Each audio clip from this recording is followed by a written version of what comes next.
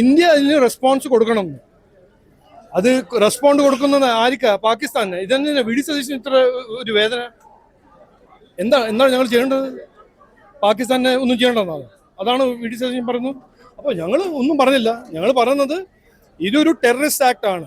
ഇതൊരു cross border ഒരു attack on ഇന്ത്യയാണ്.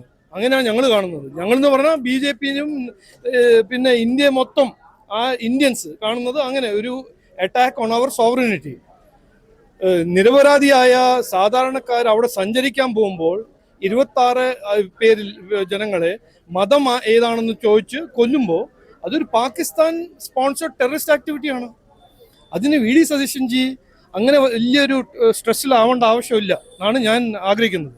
അത് നമ്മൾ ആർമിയും എയർഫോഴ്സും നമ്മൾ പ്രധാനമന്ത്രിയും HM ചെയ്തോളും. അവർ ചെയ്യാനുള്ളത് പണി അവർ ചെയ്തോളും.